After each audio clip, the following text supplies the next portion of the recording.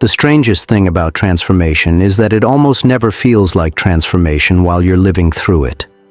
It feels like confusion, like waiting, like watching everyone else move ahead while your own life seems frozen in place. You begin to wonder if life has forgotten you, if all your effort has been for nothing. Carl Jung observed that before a person discovers who they truly are, the identity they have been clinging to often begins to fall apart. The ego calls this failure. The deeper self calls it preparation. That is why so many people quit just before everything changes. The chapter where your life begins to go right rarely starts with a miracle. It begins with a shift inside you. You stop chasing validation. You stop forcing what isn't meant for you. You begin to trust your own path, even when you cannot yet see where it leads. Then something unexpected happens. New opportunities appear. The right people arrive. Ideas come at the perfect moment. Looking back, you realize the delays weren't punishments. They were preparing you for a life you couldn't have handled before. So before you give up on this season, ask yourself one question. What if nothing has been falling apart? What if everything has been quietly falling into place? Because if Jung was right, your greatest chapter doesn't begin when the world changes. It begins the moment you do. To enter the chapter where it all goes right, we must first dismantle the modern secular idea of luck. In our current culture, we are taught that success is a mechanical byproduct of effort, a simple equation of input and output. But Carl Jung looked at the fabric of a human life and saw something far more profound. He observed that when a life finally begins to align, it isn't because the person started working harder. It's because they entered a state of numinosity. The term numinous, borrowed by Jung from the theologian Rudolf Otto, describes an experience that is mysterium tremendum et fascinans, a mystery that is both terrifying and fascinating. It refers to a presence that feels divine, overwhelming, and undeniably powerful. In the landscape of your psychology, the numinous represents the exact moment where your internal architecture becomes so solid and integrated that it begins to bend the external world to meet its new shape. When you feel like you are finally in the chapter where things are going right, what you are actually experiencing is a numinous encounter with opportunity. For years, you may have felt like you were shouting into a void, pushing against a reality that refused to budge. You strategized, you hustled, and you exhausted yourself trying to force doors open, only to find them locked from the other side. This is the hallmark of the ego's struggle. The ego is the small, conscious part of you that believes it can dictate terms to the universe. It treats life like a chess game where it must outmaneuver fate. But the right chapter only begins when the ego finally surrenders its frantic control and becomes a student of the self. The self, in Jungian terms, is the totality of your being, the blueprint of who you were meant to become. When the self takes the lead, the nature of opportunity changes from something you hunt into something you inhabit. In this state of numinosity, your life begins to function through a psychological magnetism. Jung observed that as an individual undergoes the process of individuation, the act of bringing the light of consciousness to the dark corners of the soul, the environment begins to respond with a precision that feels almost supernatural. This isn't magic in the way a child understands it. It is resonance. It is as if the universe has been waiting for you to reach a specific level of internal honesty before it reveals the path that was hidden in plain sight. You recognize these numinous moments by the psychological weight they carry.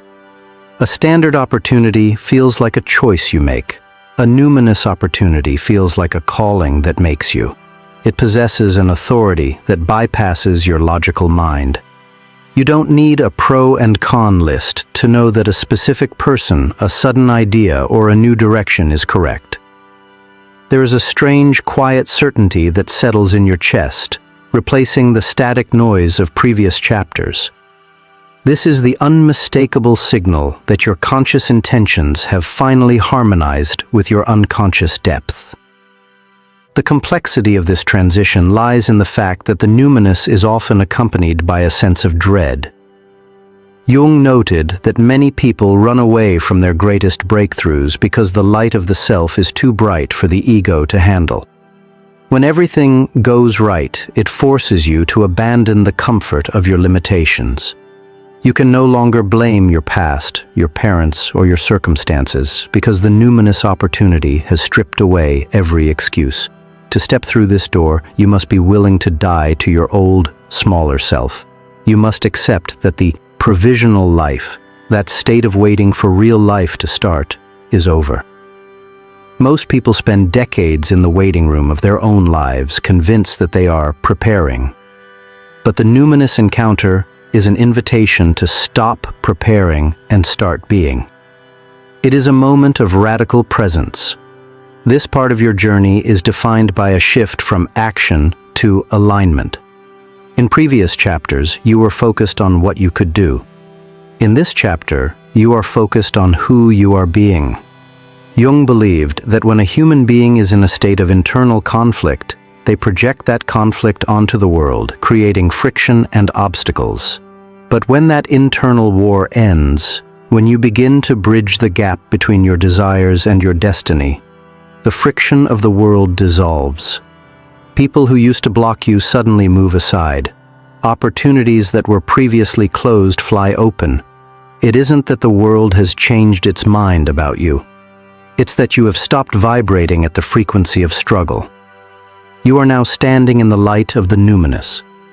This is the first and most vital pillar of the chapter where it all goes right. The realization that rightness isn't a destination you reach, but a psychological posture you assume. When you finally align with the self, the world has no choice but to answer. If the first step into the chapter where it all goes right is recognizing the numinous door, the second step is understanding the internal mechanics of why you were previously unable to walk through it. Carl Jung's most revolutionary discovery was that we are not the singular, unified masters of our own houses. We like to believe we are rational beings making conscious, linear choices, but Jung observed that much of our behavior is dictated by what he called complexes. A complex is an autonomous collection of images, memories, and ideas clustered around a core emotional wound or theme, be it a power complex, an inferiority complex, or a mother complex. These are the invisible architects that have been designing your previous chapters, acting as the primary source of static between you and the life you were meant to lead. When you are in a chapter where everything goes wrong, it is rarely because the universe is conspiring against you. Instead, it is usually because a complex has hijacked your driver's seat. You think you are making a strategic business decision, but you are actually reacting to a decades-old fear of being seen as not enough. You think you are choosing a partner based on love, but you are actually seeking a resolution to an ancient childhood abandonment. These complexes act like gravity.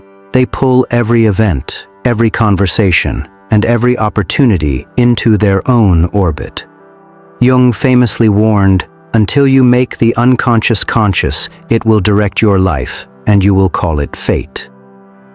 For most of your journey, what you called bad luck or bad timing was simply the interference of an unresolved complex.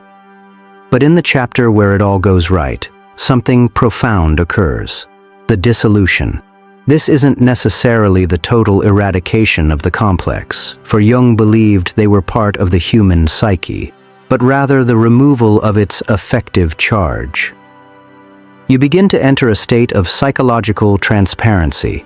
When a numinous opportunity arises, you no longer view it through the distorted, cracked lens of your past wounds.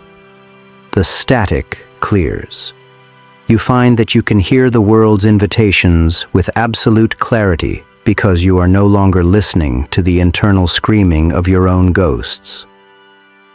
This dissolution happens when you have done enough shadow work to recognize the complex the moment it tries to take over. You see the trigger. You feel the old, familiar heat of the emotion rise. And for the first time, you have the consciousness to choose not to act on it. This shift fundamentally changes the frequency of your life. When your complexes are highly active, they act like a psychological repellent to high-level opportunities. Success, in all its forms, is attracted to stability, clarity, and presence. It is instinctively repelled by the frantic, chaotic energy of an unresolved complex. As these interferences dissolve, you suddenly find that you are easier for the universe to work with. You are clearer in your vision, more grounded in your execution, and, most importantly, you stop getting in your own way. The massive amount of psychic energy that was previously spent managing your internal triggers, hiding your insecurities, or fighting invisible battles is now redirected into your creative and professional output. The experience of this stage feels as though the brakes have been taken off your life. You realize with a shock of clarity that you weren't lacking talent, you weren't lacking intelligence, and you weren't lacking resources. You were simply overloaded with psychological drag. In this new chapter, you move with a fluid, effortless grace. You respond to the present moment as it actually is, rather than how your past told you it would be. This is the alchemy of the breakthrough. When the interference of the complex dies, the music of your true life can finally be heard. You have moved from a state of constant defensive reaction to a state of sovereign response.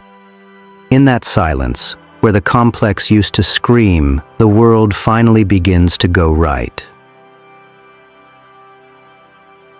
To truly grasp how a life shifts from a state of friction to a state of alignment, we must move beyond the narrow confines of linear causality. Our modern world is built on the rigid principle of cause and effect, the belief that every result is the mechanical byproduct of a specific physical action. We are taught that if we want a certain outcome, we must exert a certain amount of force. We view the universe as a giant machine that must be cranked by hand. However, Carl Jung observed a phenomenon that defied this mechanical worldview, something he termed synchronicity, or the acausal connecting principle. An acausal event is a moment where two or more things happen at the same time without any direct physical link, yet they are connected by a profound, life-changing meaning. This is the flow state of the objective world. For much of our lives, we are obsessed with the how. We spend our mental energy trying to trace the lines of causality, worrying about every link in the chain of our ambitions. We believe that if we cannot see the path from A to B, the path does not exist. But Jung realized that when an individual reaches a state of psychological integration, the chain itself becomes secondary to the meaning of the moment. In this state of a causal flow, the boundary between your internal thoughts and external reality begins to thin. Jung believed that at a deep, fundamental level, mind and matter are not separate entities, but two sides of the same coin, what he called the unus mundus, or one world.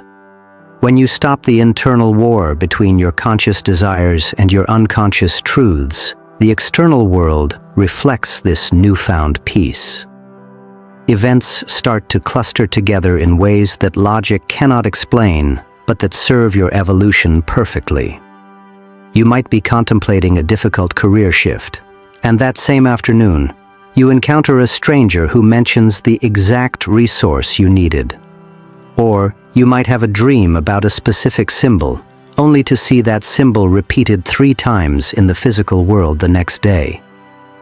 These are not accidents. They are the environment echoing your internal state. To the purely rational mind, these are mere coincidences.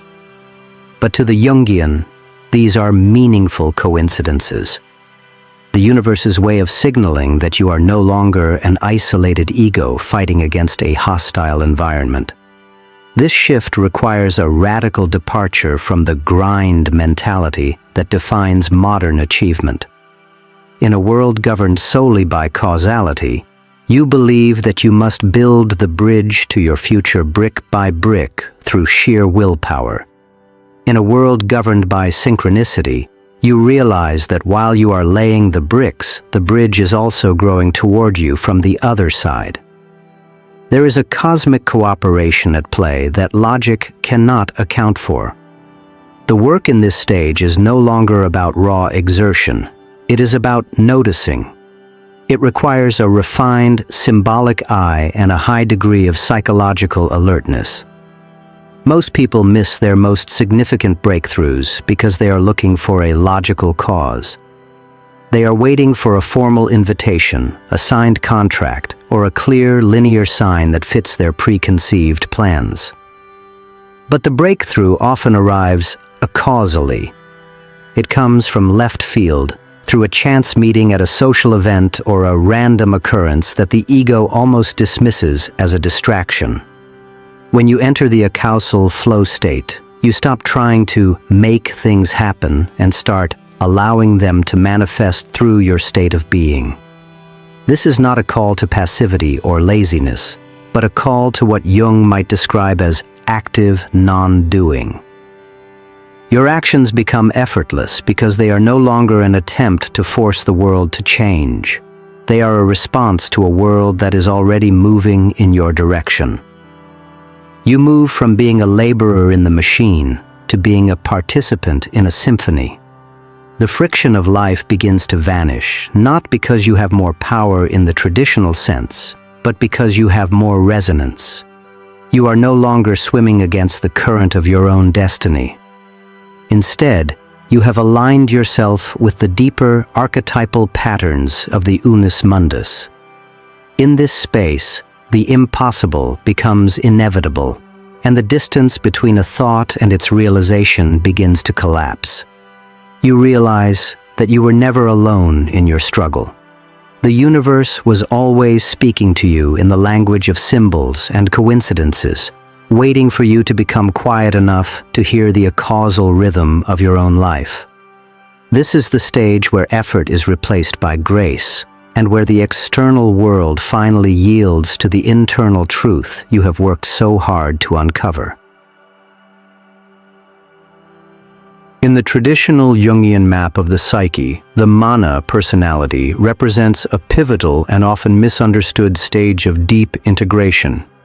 The term mana is derived from Melanesian culture, referring to a supernatural force or a quality of extraordinary power that resides in people, animals, or objects. When you enter this specific chapter of your evolution, you are no longer merely working on yourself.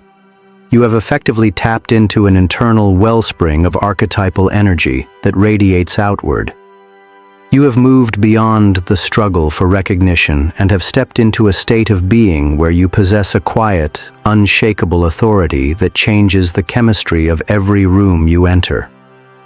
To understand the mana personality, one must first understand what happens when the ego finally makes peace with the deeper forces of the unconscious. For most of your life, your power was likely conditional.